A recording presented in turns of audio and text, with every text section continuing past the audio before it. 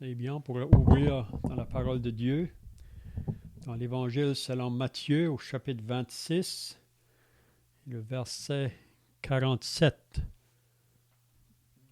Matthieu 26 et le verset 47.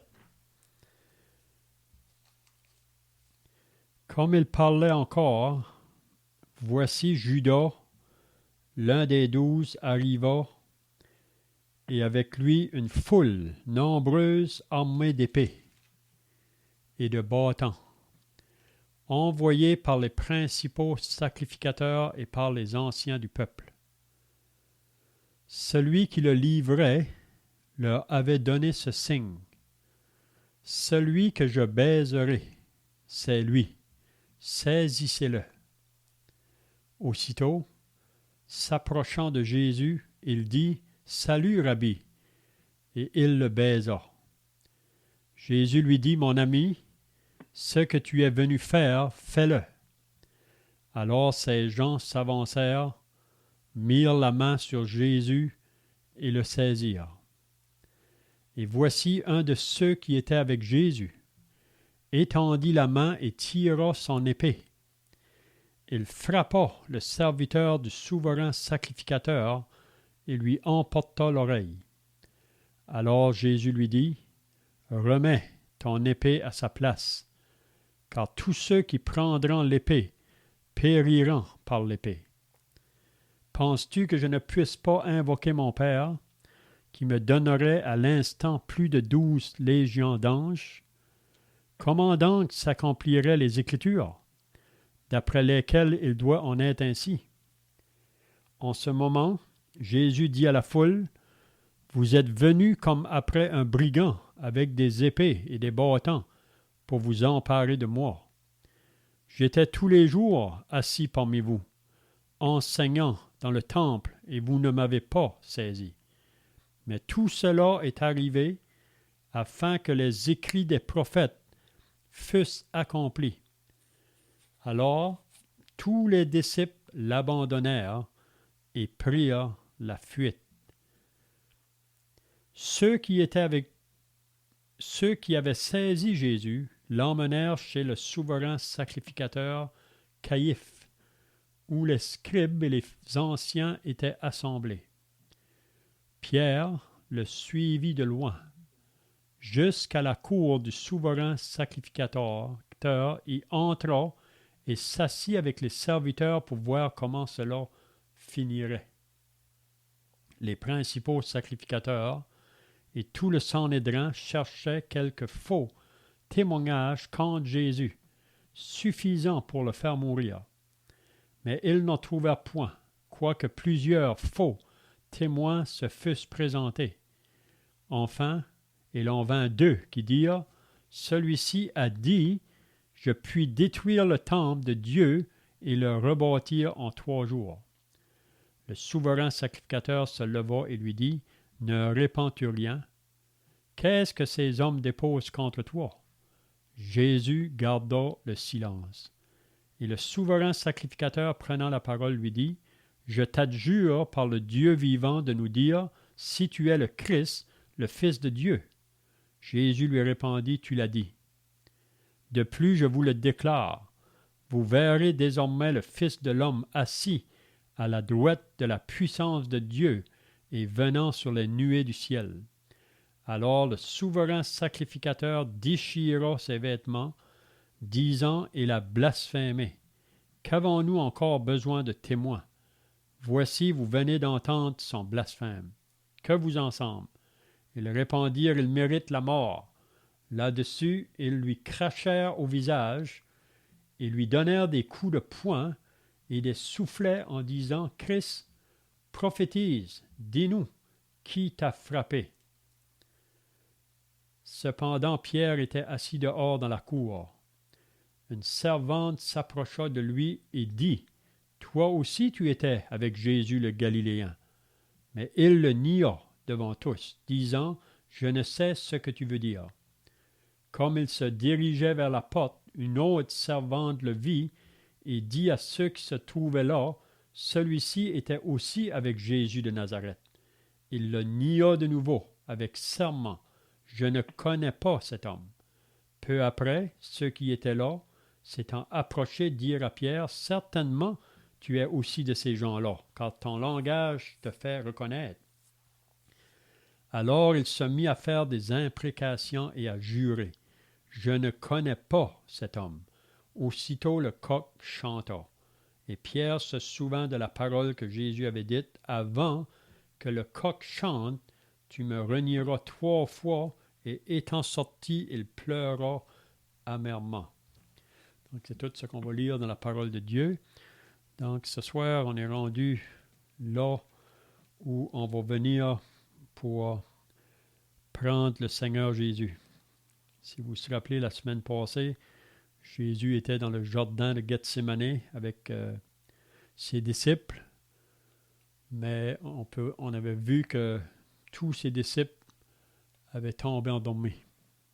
Personne avait veillé avec lui le temps où il avait le plus besoin de quelqu'un autour de lui, mais tous s'étaient endormis.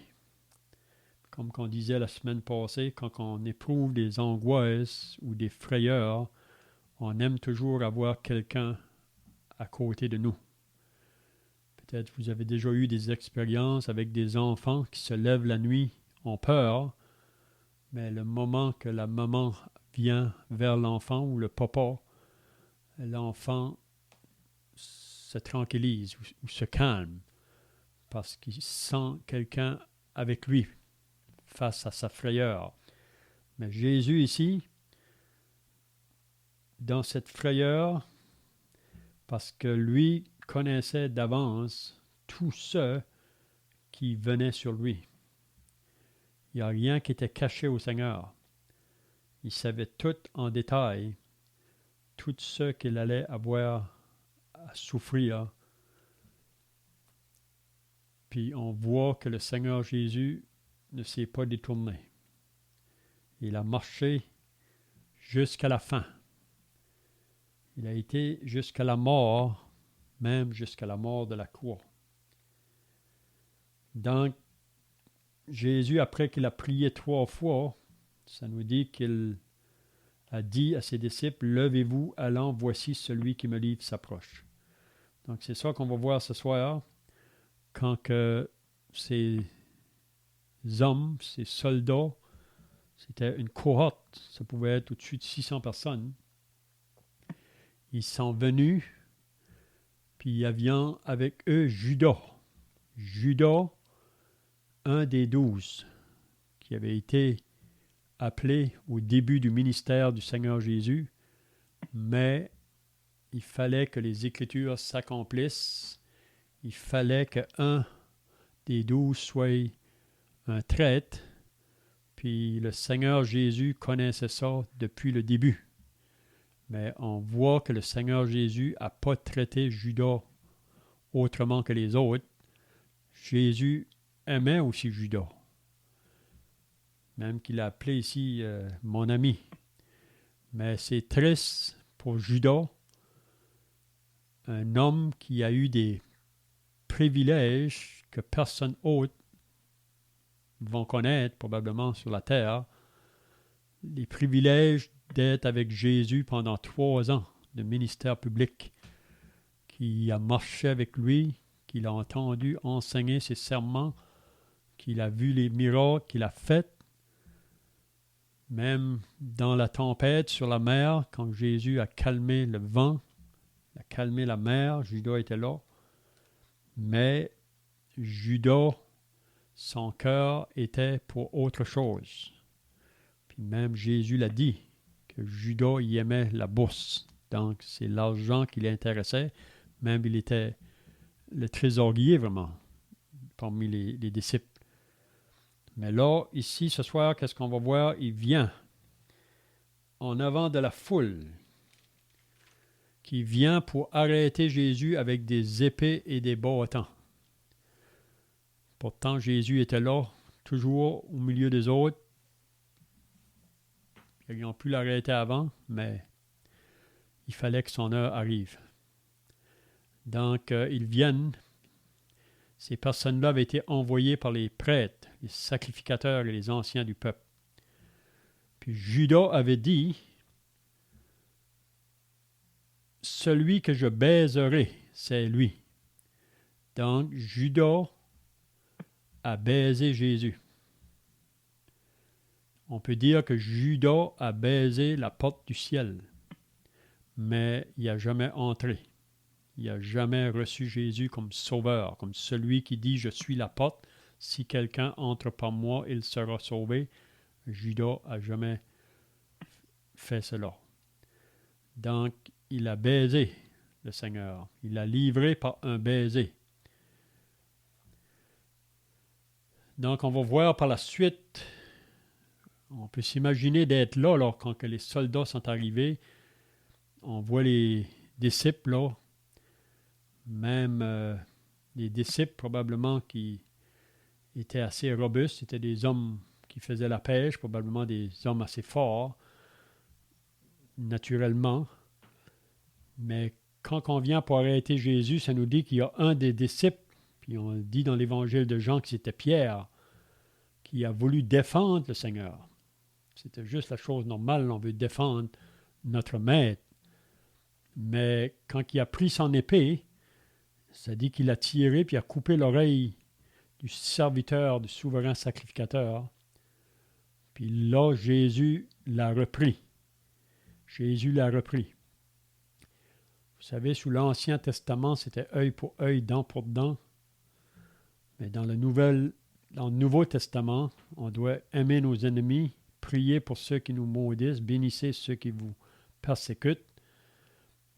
Donc, il a dit à Pierre, remets ton épée à sa place, car tous ceux qui prendront l'épée périront par l'épée. Donc, il a fait comprendre qu'on n'est pas ici pour faire la guerre. Même qu'il avait dit à Pilate, là, par la suite, que son royaume n'était pas de ce monde. Si son royaume était de ce monde, ses serviteurs combattraient, mais son royaume n'est pas de ce monde. Donc, face à la persécution, comme disciples, comme chrétiens, on ne doit pas être de ceux qui vont se défendre ou vouloir faire mal à ceux qui nous maltraitent. Donc, Pierre, il faut mettre son épée où qu'il l'a pris. Donc, ensuite, je ne sais pas si on aura le temps de se rendre là, mais on pourra voir concernant Pierre, celui qui avait dit « Seigneur, moi j'irai jusqu'à la mort pour toi ». Donc, on pourra regarder un peu à ça aussi, si on a le temps. Donc, on invite encore les frères à amener les commentaires et les questions. C'est ça qui fait vraiment l'étude.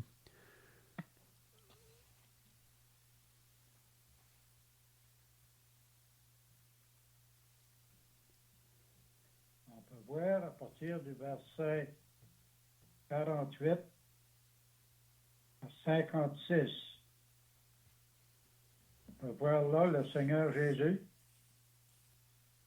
avec l'amour du Seigneur, l'amour de Dieu dans lui, qui était venu pour servir et plaire à son Dieu. Ben, beaucoup de gens disent que Judas,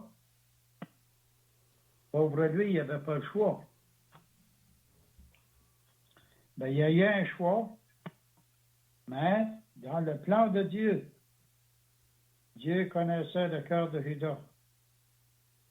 Il l'a choisi, puis il savait que cet homme allait livrer le Seigneur. Il l'a choisi quand même.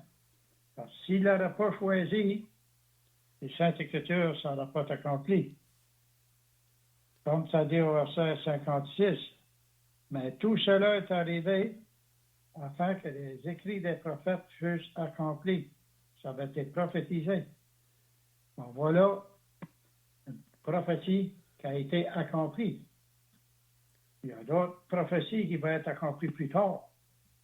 Rendu à ce moment-ci, le Seigneur Jésus a été abandonné de ses disciples, il a été abandonné de ses amis, de ses familles. Ça avait été prophétisé. Et ça peut réjouir nos cœurs à la pensée que ce que le Seigneur dit est la vérité.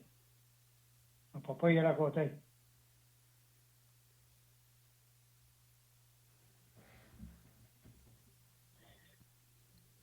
Et on voit dans le verset 55, à ce moment, Jésus dit à la foule, vous êtes venus comme après un brigand et avec des épées et des bâtons pour vous emparer de moi.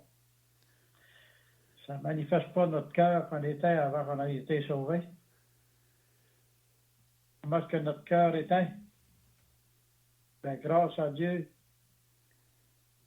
il y en a ce qu'il y en a, ce que nous sommes par la grâce de Dieu. Le Seigneur Jésus a subi le châtiment par amour pour nous. Donc, ça nous dit que c'est par sa meurtrissure que nous sommes guéris et c'est en lui que nous avons la vie. Ben, Judas avait le choix. Donc, on a entendu dire qu'il avait baisé celui qui était la porte du ciel, le Seigneur Jésus. Mais en arrière, le Seigneur savait que c'est lui qui allait le livrer. On voit que le Seigneur peut connaître chacun de nos cœurs, qu'est-ce qu'il pense de chacun de nous, et aussi, il peut savoir, pas il le sait ce que nous pouvons faire et ce que nous ne pouvons pas faire pour lui.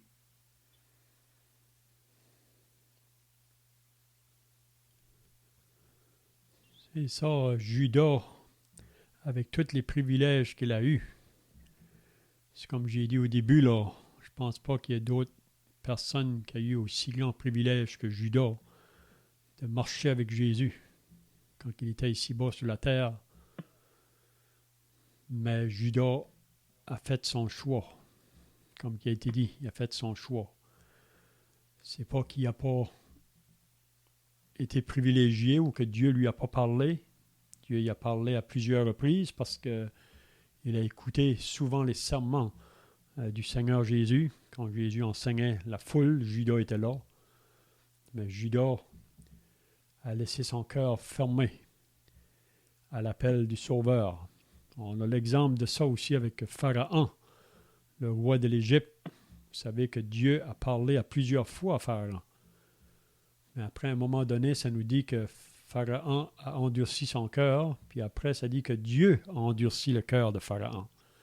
Donc, Dieu, par son Saint-Esprit, parle à chaque être humain, mais si que l'homme veut continuer à résister, c'est possible que Dieu va se retirer, le Saint-Esprit va se retirer.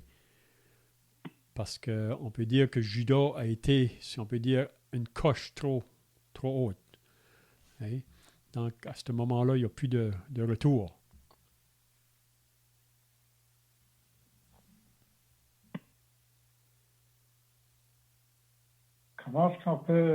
Qu'est-ce qu'on peut sortir de l'état de Judas quand il s'est repenti, qu'il est venu jeter l'argent dans le temple? Est-ce qu'on peut avoir un éclairci là-dessus? Comme s'il y avait un regret des gestes qu'il avait fait.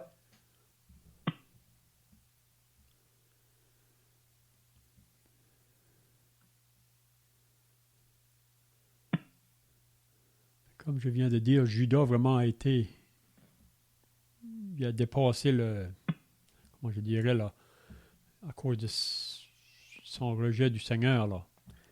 Il était trop tard pour lui.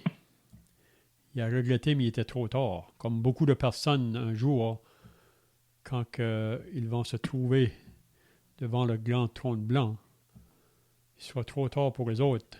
C'est pendant que la porte était ouverte qu'ils devaient entrer, mais après que la porte est fermée, il est trop tard. Donc on pourrait dire que Judas est arrivé à ce moment-là, là, où que la porte était fermée pour lui. Donc on voit que Judas, avec l'argent, c'est vraiment ça qui l'a amené dans la perdition, vraiment. C'était l'argent, c'était ça son but de vivre. Mais l'argent qu'il a vendu le Seigneur pour, 30 pièces d'argent, il n'a pas profité trop. Parce qu'on voit qu'il l'a jeté, puis il a été se pendre.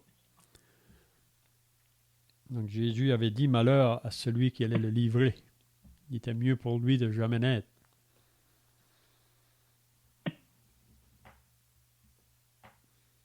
Donc on lit au chapitre 27 de Matthieu, verset 4 Il dit, j'ai péché en livrant le sang innocent. Donc, Judas, ici, il s'est repenti, mais il était condamné, ça nous dit. C'était comme trop tard pour lui. Parce qu'il savait. Celui qui avait condamné, c'était le Seigneur Jésus-Christ. C'est lui qui était le grand Dieu du ciel. Judas aimait beaucoup l'argent, ça nous dit. C'est lui qui tenait la bourse. C'est lui qui prenait ce qu'il y avait dans la bourse. Mais pour 30 pièces d'argent, il l'a livré. En disant, j'ai péché en livrant le sang innocent. Donc, Judas connaissait celui qui l'a livré. Judas a livré le grand Dieu du ciel. Il était innocent. C'est pour ça qu'il a été. Puis ça nous dit que ça repentit, mais il était trop tard pour lui. Parce que Judas jeta les 30 pièces d'argent dans le temple et se retira. Donc, on peut penser que Judas aurait pu être au ciel avec le Seigneur, mais il a été se pendre. Donc, Judas souffre aujourd'hui. Il souffre avec le riche dans l'enfer. Lui aussi, Judas, il veut avoir de l'eau, mais il ne peut pas en avoir.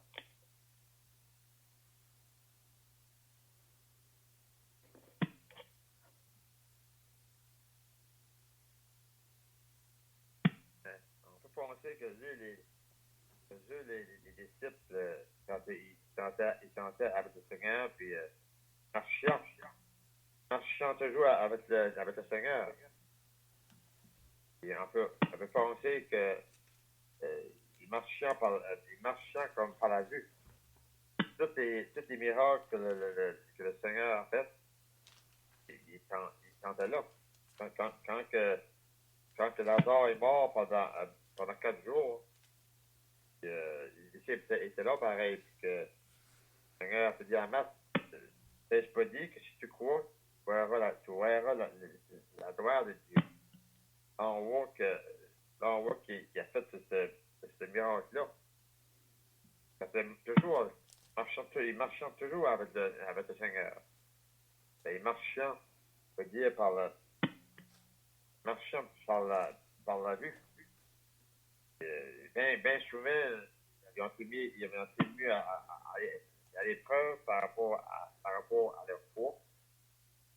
Il y en a qui a failli. Aujourd'hui, nous autres, comme étant chrétiens, comme le Seigneur a pu dire à Thomas, tu as vu, tu as vu, tu as cru. Il a dit, le Seigneur peut dire, celui qui croira sans avoir vu. Je pense, nous autres, on l'a pas vu, le Seigneur. Aujourd'hui, on peut dire que c'est vrai que des fois, on a des manques, mais pareil, on marche toujours par la foi. Hein? Quand la parole de Dieu, la parole de Dieu dit que la foi, est-ce qu'on entend? Est-ce qu'on entend vient de la parole de Dieu? On marche par la foi en regardant à la parole de Dieu. On peut penser ça de même, hein? Oui, c'est ça. Mm-hmm.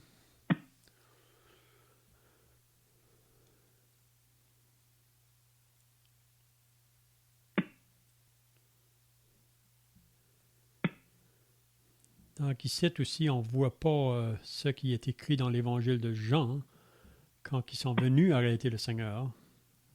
Il y a des détails qu'on voit dans l'évangile de Jean qui n'est pas ici. Si vous vous rappelez dans l'évangile de Jean, quand ils sont venus pour l'arrêter, Jésus s'est levé, puis s'est avancé vers eux, puis il les a demandé, qui cherchez-vous? Ils ont dit, on cherche Jésus de Nazareth. Puis quand Jésus les a dit, c'est moi, ça dit que ces hommes-là ont tous tombé à terre. Donc Jésus aurait pu les retenir à terre, les tenir par terre. Mais ici, vraiment, qu'est-ce qu'on voit là, c'est vraiment ce qu'on lit dans Isaïe 53. Quand ils sont venus prendre le Seigneur, toute cette foule-là avec des épées, des bâtons,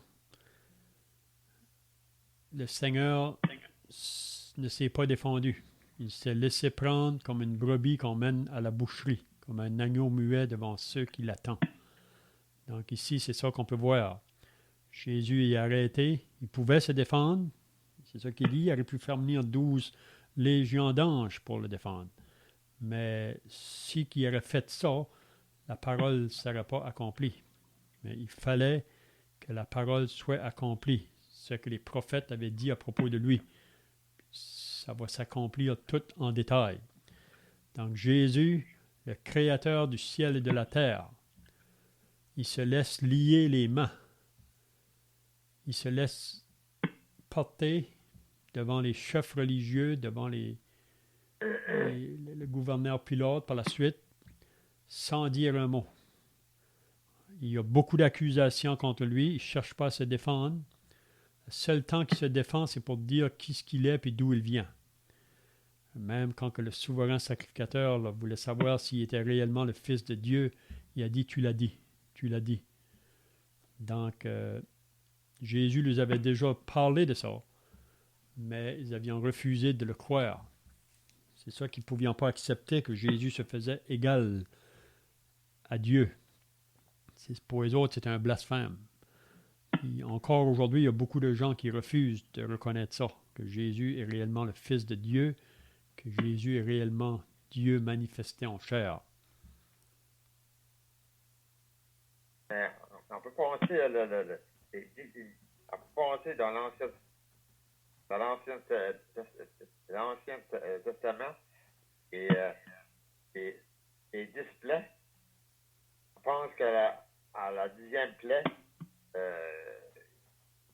les premiers-nés allaient être frappés. Et on pense qu'il fallait faire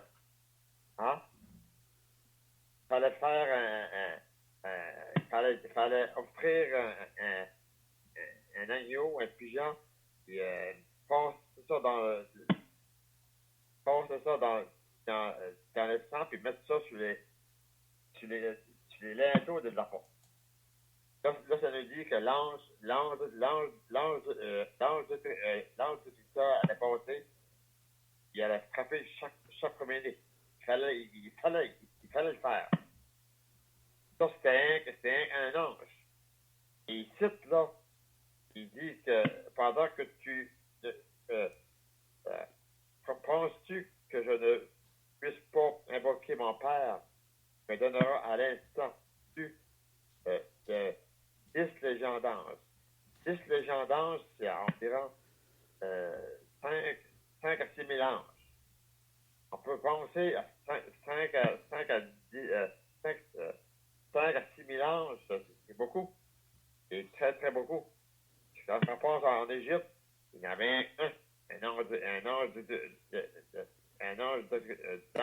destructeur. Ça veut dire que s'il a rappelé les 5 à 6 000 anges, les anges auraient pu combattre pour lui. Ils auraient tout anéanti. Mais c'est pas ça dans les plans de Dieu.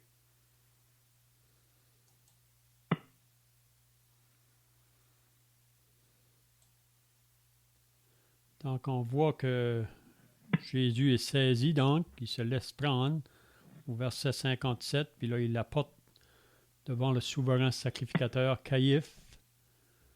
Là, les scribes et les anciens sont là assemblés. Mais on lit que Pierre le suivit. Donc, Pierre suivait encore, mais il suivait de loin. Il ne suivait pas de près. Celui qui avait dit « J'irai jusqu'à la mort pour toi », mais là, on voit que Pierre se recule. Il suit Jésus, mais de loin.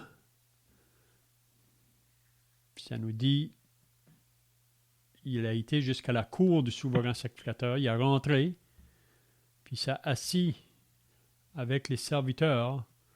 Il voulait savoir comment est-ce que la chose allait finir. Mais il était de loin. Il était loin. Il n'était pas prêt. Puis il y a toujours le danger quand on commence à suivre Jésus de loin, c'est qu'on on peut s'éloigner davantage. C'est toujours bien de suivre Jésus de près, c'est-à-dire de maintenir une bonne communion avec le Seigneur, de ne pas permettre rien dans nos vies, le péché qui nous enveloppe si facilement. Donc, c'est le moment qu'on est pris par un péché, on devrait le confesser tout de suite, parce que si on ne confesse pas, ça c'est le commencement d'un éloignement.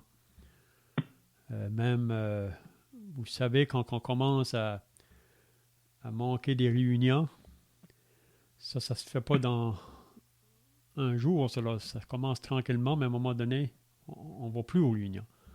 Mais ça, c'est suivre de loin. Hein?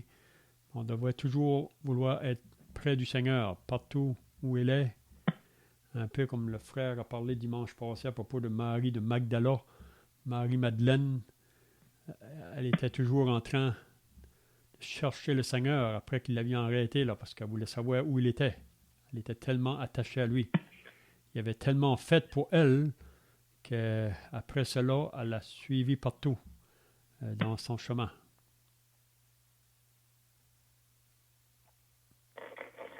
Pour ça, moi, j'ai tout le temps pensé que pour un chrétien, c'est passer du temps dans la prière, lire la parole, puis les réunions.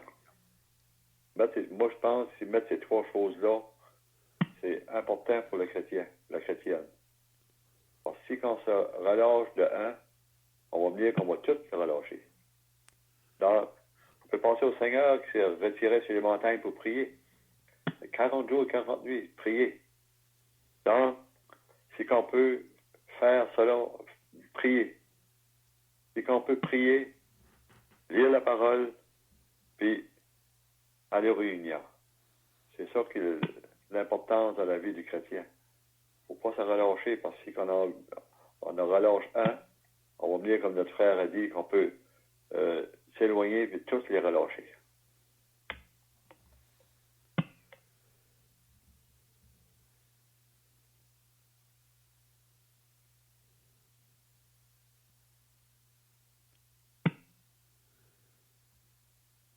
Donc, on voit au verset 59 aussi que les prêtres, les sacrificateurs, là, les Sanhédrins, ils cherchaient quelques faux témoignages. Ils ne cherchaient pas quelque chose de vrai. Ils cherchaient des choses pour accuser le Seigneur. Ils voulaient le faire mourir, puis qu'importe qu'est-ce que c'est qu'ils allaient l'accuser pour les autres, s'ils pouvaient trouver quelque chose pour le faire mourir. Mais ils n'ont pas trouvé. Ils n'en trouvèrent point. Vous savez, on ne peut jamais prouver la fausseté. On peut prouver la vérité, mais quelque chose de faux, on ne peut pas prouver ça. Ils n'en trouvèrent point. Mais là, ça dit qu'il y a deux qui s'est présenté. Puis au verset 61, là, quand il dit que Jésus avait dit « Je puis détruire le temple de Dieu et le rebâtir en 3 jours hein, », Jésus n'avait pas dit ça. On voit qu'ils ont tourné le sens de la phrase que Jésus avait dit. Jésus avait dit « Détruisez ce temple et je le rebâtirai en 3 jours ». Puis vous savez que Jésus ne parlait pas du temple, il parlait de son corps. C'est qu'ils vont le détruire, il va être capable de le relever en 3 jours, ressusciter. Mais ici, on voit qu'ils ont tourné quelque chose pour l'accuser, là. Mais Jésus ne répondait pas rien. Jésus aurait pu se défendre à ce moment-là. Il savait qu'est-ce qu'il avait dit, mais il n'a pas répondu rien.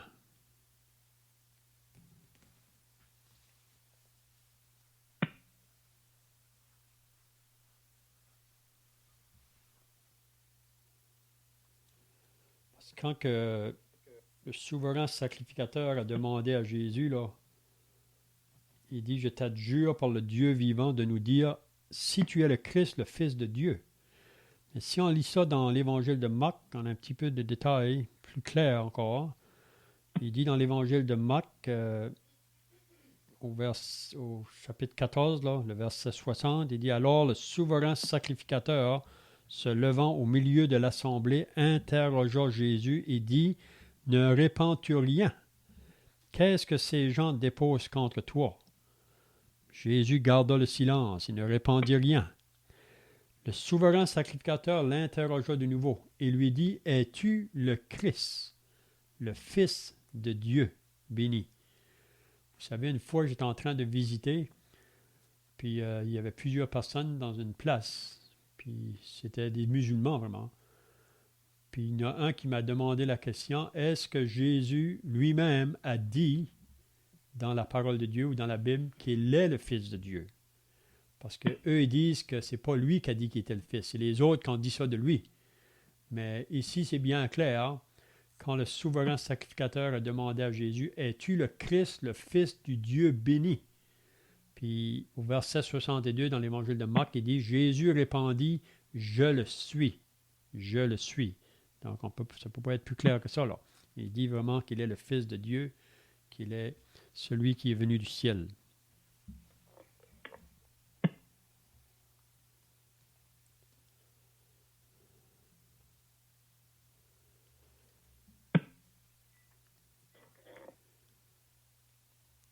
Donc, on va terminer là. Il dit ensuite, Jésus a déclaré que désormais, le Fils de l'homme assis à la droite de la puissance de Dieu et venant sur les nuées du ciel. Puis c'est là que le souverain sacrificateur a déchiré ses vêtements. Puis il a dit, il blasphème. Il n'acceptait pas ça, ces paroles-là. Même qu'il a dit, voici, vous venez d'entendre son blasphème. Que vous ensemble? Ils répondirent, il mérite la mort. Donc, pour eux, Jésus doit mourir, mais sans s'en rendre compte, ils accomplissaient vraiment la parole de Dieu, la parole de la prophétie. C'est ça qu'ils étaient en train de faire. Puis c'est là qu'ils vont commencer à cracher sur lui.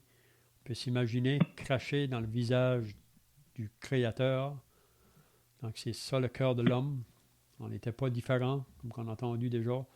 Ils lui donnèrent des coups de poing et des soufflets en disant, on peut s'imaginer, les hommes là, au-dessus de 500 soldats qui frappaient Jésus à coups de poing. Ils demandaient, dis-nous qui t'a frappé. C'est bien, je ne sais pas si les frères ont d'autres choses à ajouter, sinon là, on va terminer par la prière.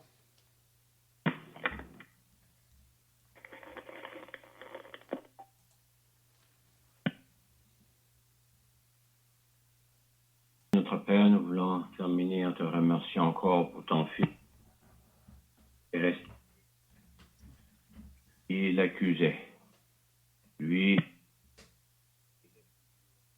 la vérité. Il a même dit qui il était. Le Christ, le Messie, le Fils du Dieu vivant. Te rends grâce, ton Fils. Il n'a pas cherché à se défendre, mais s'est livré. Pécheur. Et cela, sa fin. On pense à nos enfants. Prions pour eux. Prions de te souvenir de tous les pas, de préserver chaque frère et sœur, tes assemblées. Pour le restant de cette semaine, au nom du Seigneur Jésus. Amen. Amen.